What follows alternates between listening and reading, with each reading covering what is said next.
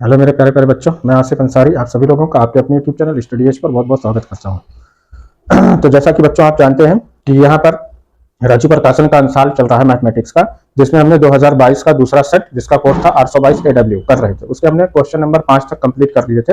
आज हम करेंगे क्वेश्चन नंबर 6 से। तो क्वेश्चन नंबर 6 शुरू करने से पहले मेरी आपसे एक रिक्वेस्ट है कि आप इस चैनल को ज्यादा से ज्यादा सब्सक्राइब करें और इसे शेयर भी करें। चैनल देखिए छोटा है, इसे आप लोग ही बड़ा कर सकते हैं ना। चैनल बड़ा करिए, फैमिली बड़ी करिए, ताकि हमारी और आपका जो इंटरेक्शन है वो और ज्यादा बेहतरीन हो। तो चलिए हम शुरू करते हैं अपनी आज की ये क्लास। प्रश्न नंबर 6 है कि सभी खंड कीजिए। इसमें का देखो दिया गया कि एक आयताकार खेत का विकर्ण उसकी छोटी भुजा से 60 मीटर अधिक लंबा है। यदि बड़ी भुजा छोटी भुजा से 30 मीटर अधिक हो तो खेत की भुजाएं ज्ञात करना है ना। तो यहाँ पर देखिए, एक तो हमारे पास आयताकार खेत है। इस तरीके से हम फिगर बना लेते हैं इसका। ये नाम दे देते हैं हम A, B, C और D, और इसका विकर्ण है ये AC।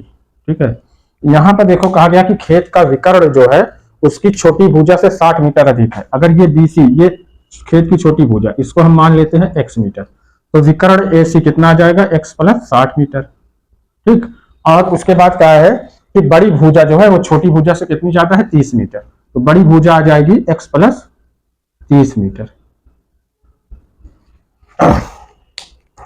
तो हम यहां पर लिखेंगे कि माना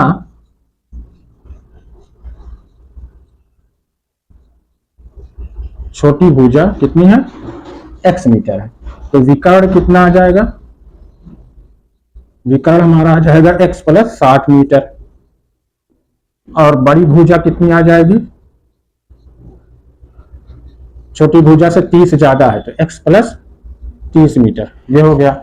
अब इसके बाद देखिए ABC, ये हमारा देखिए समकोण त्रिभुज है ना। B पे क्या है, समकोण है, तो B के समकोण के सामने की भुजा क्या होती है, कर्ण। तो पाइथागोरस प्रमेय कहता है कि कर्ण का वर्ग शेष दो भुजा के वर्ग के योग के बराबर होता है। तो कर्ण कहाँ है, AC, तो ये हो जाएगा हमारा AC का होल स्क्वायर, ये बराबर शेष दो भुजा कौन सी है, AB का स्क्वायर प्लस BC का स्क्वायर।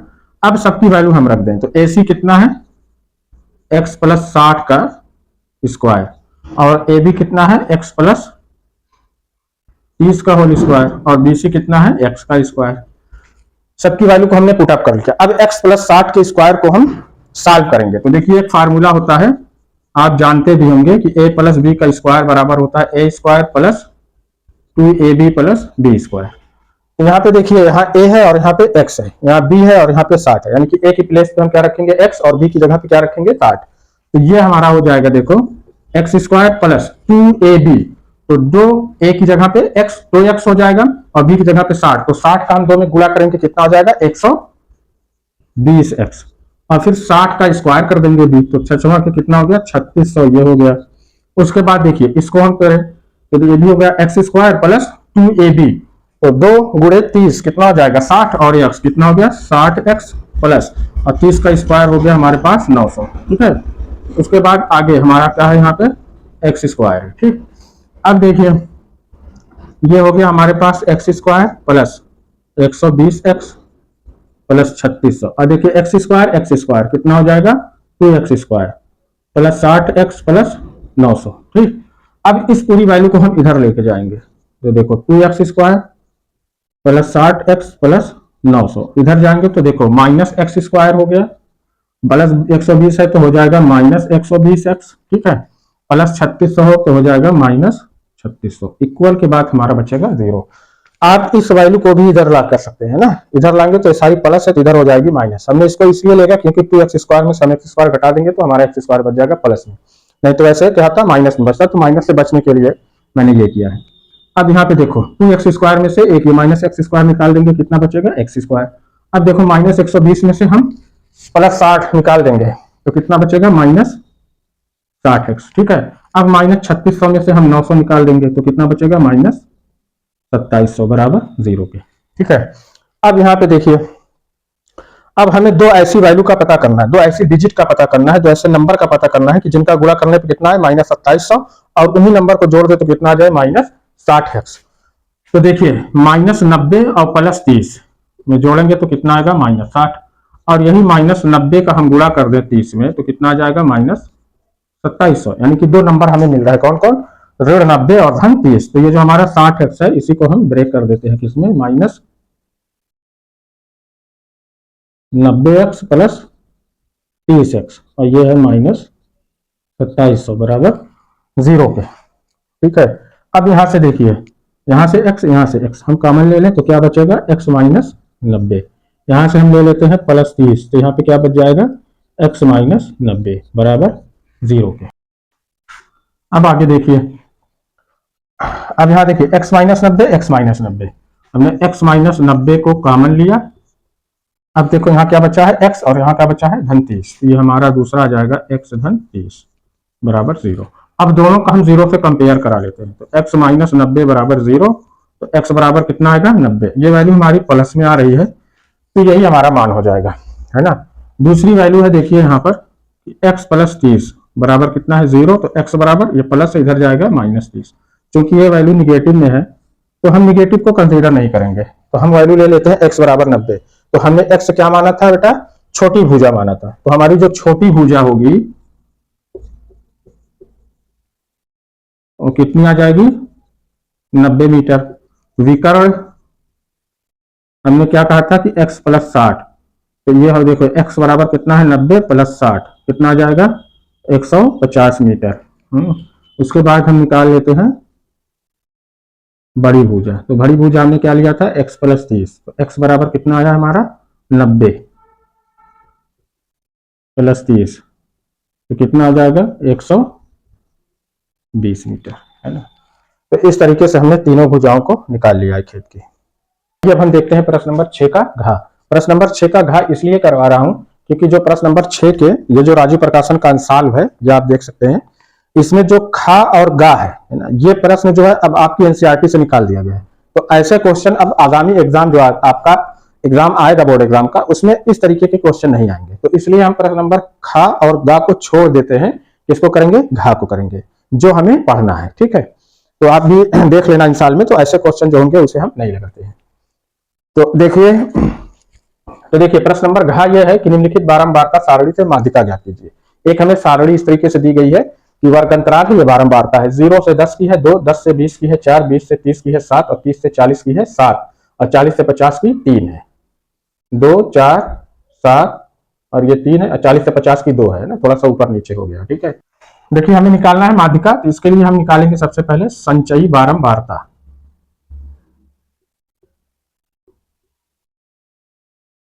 ठीक है, तो ये हमारी बारंबारता है f,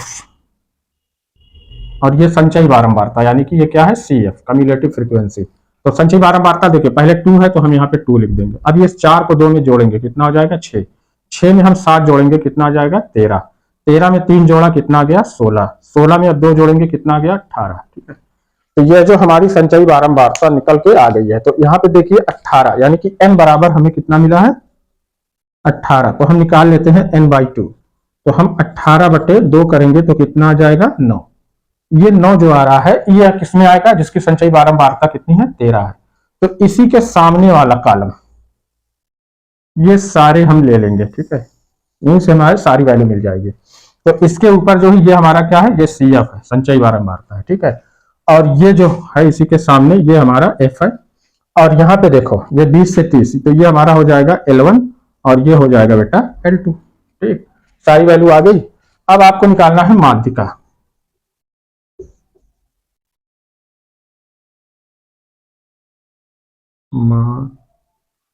निकालना है माध्यिका। अब माध्यिका का देखिए फार्मूला क्या होता है, फार्मूला होता है देखो L1 plus L2 minus L1 upon F into n/2 minus CF, ये फार्मूला होता है। यहाँ पे आप रख दीजिए सबको। देखिए L1 की वैल्यू कितनी है, 20 रखा, प्लस L2 की वैल्यू है 30 और L1 की है 20, अपॉन F की वैल्यू कितनी है, 7। ठीक है, और इंटू देखो n/2 कितना है, 9, और CF कितना है हमारा, 6।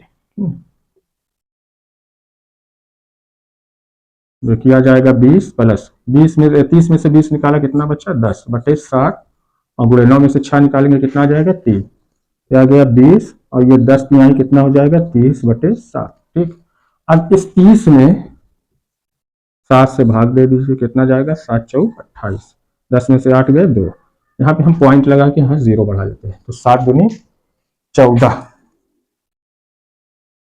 10 में से 4 निकाला 6, 0 बढ़ाया, 7 चौक 7 7 8 56,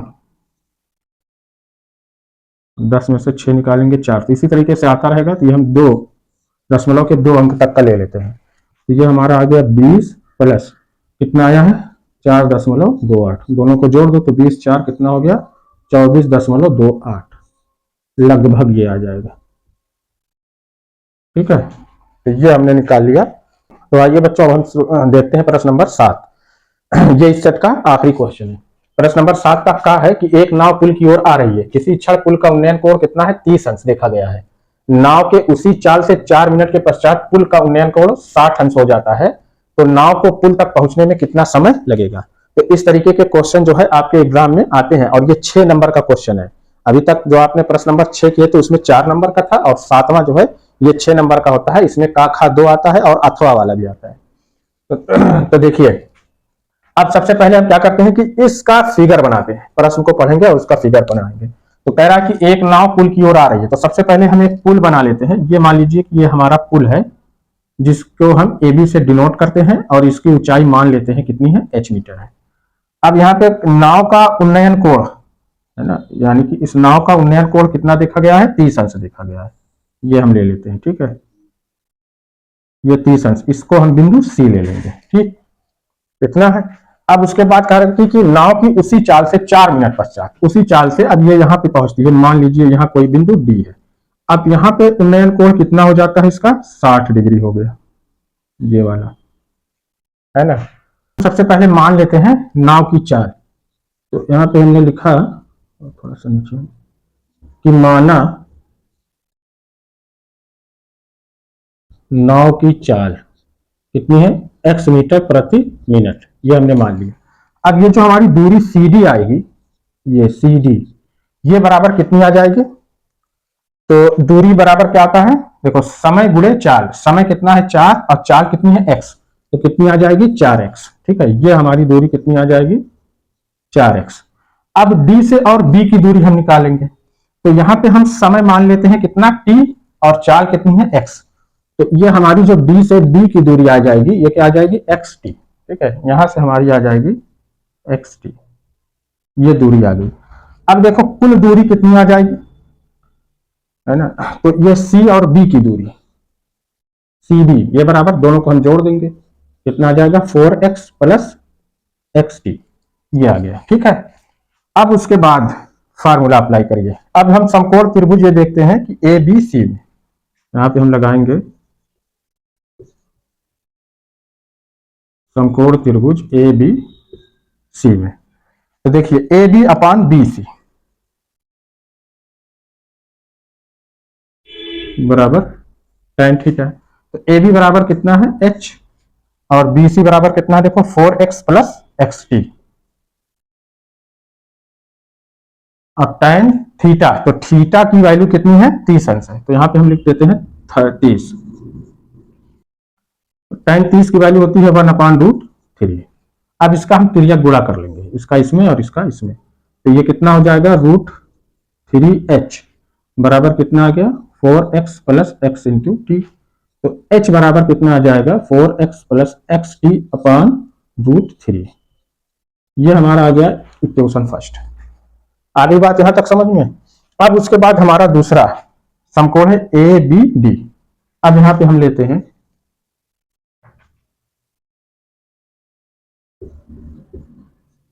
समकोण त्रिभुज ABD में। अब यहां पे देखिए लंब बटा आधार AB अपान BD बराबर कितना होगा tan थीटा, थीटा की वैल्यू कितनी है 60। अब देखो AB बराबर कितना है h और DB या BD बराबर कितना है xt, और tan थीटा की वैल्यू कितनी होती है √3। अब यहां से आप तो यह गुणा यहाँ 1 करके कर लो, तो h का हम 1 में करेंगे कितना आ जाएगा h, और ये हो जाएगा √3 एक्स टी, ये हमारा आ गया इक्वेशन सेकेंड। अब हम दोनों से तुलना करा लेते हैं, है ना, इक्वेशन फर्स्ट और इक्वेशन सेकेंड से। तो इक्वेशन फर्स्ट कितना है देखो, 4x X T upon root three बराबर h बराबर ये भी है तो रूट थ्री एक्स टी। अब इसका हम तिर्यक गुणा करें, इसका इधर करें और इसका इधर करें, है ना। बात को आप समझते चलिए, बहुत ध्यान से देखिए। अब 4x प्लस एक्स टी का एक में करेंगे तो कितना आ जाएगा, 4x प्लस एक्स टी आ जाएगा, और इसका इसमें करेंगे तो देखो रूट थ्री का रूट थ्री में करेंगे तो कितना आ जाएगा, तो रूट तीन का स्क्वायर होगा, और स्क्वायर से रूट काट देंगे कितना बचेगा, तीन, तो ये कितना आ जाएगा, 3xt बराबर इसका हम करेंगे तो कितना हो जाएगा, 4x प्लस एक्स टी। ठीक है, अब ये देखो एक्स टी, इसको हम इधर लेके चले जाए तो 3xt माइनस इधर आ जाएगा एक्स टी, प्लस है तो इधर आ जाएगा माइनस हो जाएगा, इधर बचेगा हमारा 4x। ठीक है, अब यहां से देखो 3xt में से एक xt हम निकाल देते हैं, कितना बचेगा, 2xt बराबर कितना आ जाएगा, 4x। तो t बराबर जब हम निकालेंगे तो 4x अपान कितना हो गया, 2x, x से x और 2 दूना 4, कितना आ गया 2, यानी t बराबर कितना आ जाएगा, 2 मिनट। यानी कि नाव को पुल तक पहुंचने में कितना समय लगेगा, 2 मिनट का समय लगेगा। यही हमारा क्या हो गया, आंसर हो गया।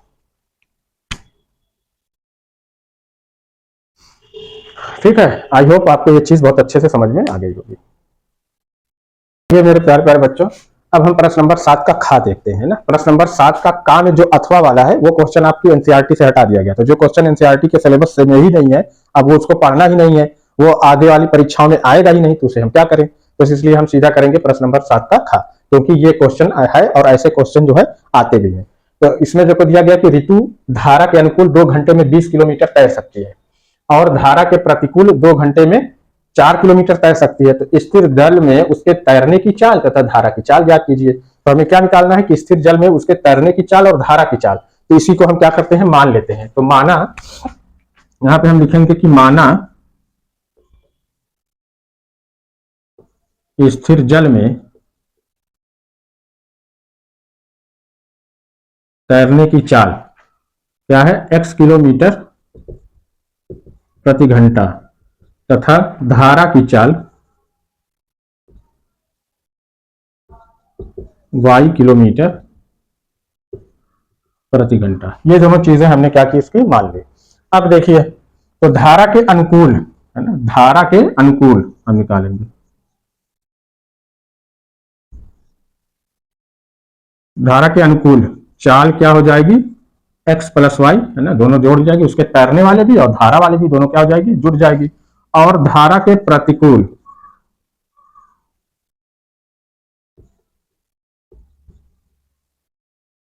प्रतिकूल यानी कि धारा जैसे तैर इधर की रही है तो धारा क्या है, इधर से आ रही है, तो इसमें क्या होगा, इसको हम माइनस कर देंगे, x माइनस वाई हो जाएगी। ठीक है, ये क्या है, चाल है। अब यहां पे हम निकालते हैं धारा के अनुकूल चाल, यानी कि क्या है, x प्लस वाई बराबर, तो चाल बराबर क्या होता है, दूरी बटा समय। तो दूरी कितनी है, 20 किलोमीटर, समय कितना है 2, तो ये क्या हो जाएगा, 20 बटा 2, 2 से हम भाग देंगे, कितना आ जाएगा 10, यानी कि हमारा आ जाएगा x प्लस वाई बराबर कितना आ गया, 10। ये हमारा हो गया क्वेश्चन फर्स्ट, समीकरण 1। अब हम निकालेंगे धारा के प्रतिकूल चाल, ये क्या होती है, x माइनस वाई, है ना, तो ये बराबर, अब यहाँ पे धारा के प्रतिकूल क्या, 2 घंटे में कितना है, देखो 4 किलोमीटर, ये दूरी बटा समय, तो क्या हो गया 2 दूना 4, ये हमारा आ जाएगा x माइनस वाई बराबर 2। ये हमारा आ गया इक्वेशन सेकेंड। अब इक्वेशन फर्स्ट और सेकेंड को ध्यान से देखिए, यहाँ पे देखो प्लस वाई है, यहाँ पे क्या है, माइनस वाई है, तो सीधा सीधा हम क्या करते हैं, इसको जोड़ देते हैं, है ना, समीकरण 1 और समीकरण 2 को क्या करेंगे, हम जोड़ देंगे। समीकरण 1 और 2 को जोड़ने पर, है ना, तो जोड़ कहां दे, हम यहां जोड़ देते हैं। देखो x प्लस वाई बराबर कितना है 10 और है x माइनस वाई बराबर कितना है 2। अब देखिए plus Y minus Y cancel, x x कितना हो जाएगा 2x और 10 और 2 कितना हो गया 12, तो x बराबर कितना हो जाएगा 12 बटे 2, 2 से काट देंगे कितना आ जाएगा 6, तो x बराबर कितना आ गया 6। तो यानी कि स्थिर जल में उसके चलने की तार कितनी हो जाएगी, x 6 किलोमीटर प्रति घंटा, x बराबर 6, ये आ गया। अब इस x के मान को यहां पे हम लिख दें कि x के मान को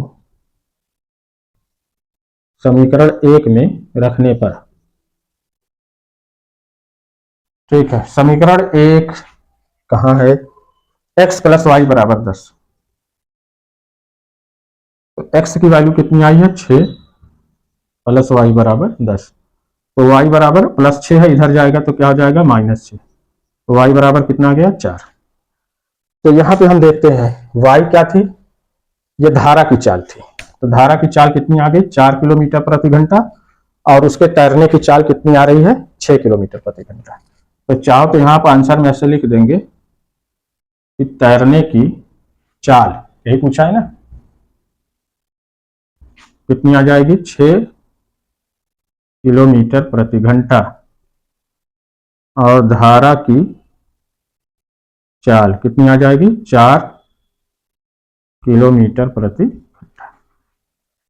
ठीक है, तो ये धारा और समय वाला ये वाला था प्रश्न नंबर 7 का खा। अब इसका जो अथवा वाला है ना, वो भी जो है एनसीईआरटी के सिलेबस में नहीं है, उसे भी हटा दिया गया है, तो उस क्वेश्चन को भी हम यहाँ पर नहीं करेंगे। तो इस तरीके से हमारा ये जो 2022 का दूसरा सेट था वो यहीं पर हो जाता है कंप्लीट। अब इसके बाद हम अगला सेट करेंगे। तो बच्चों देखिए 2022 का जो सेट है उसमें ज्यादातर क्वेश्चन ऐसे हैं जो आपको नहीं पढ़ना है, आपके एनसीईआरटी के सिलेबस से वो क्या किया गया है, रिमूव कर दिया गया है।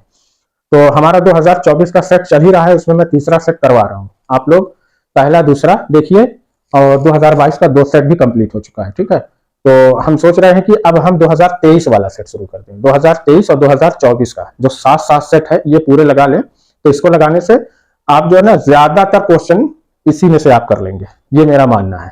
ठीक है, आपका क्या मानना है वो आप कमेंट बॉक्स में जरूर बताइएगा। तो आज के लिए इतना ही, मिलते हैं हम नेक्स्ट वीडियो में नए टॉपिक के साथ। तब तक आप लोग अपनी पढ़ाई करते रहें, अपनी बेहतरीन तैयारी भी करते रहें, और मेरे चैनल को ज्यादा से ज्यादा सब्सक्राइब करते रहें, शेयर करते रहें। मिलते हैं अगले वीडियो।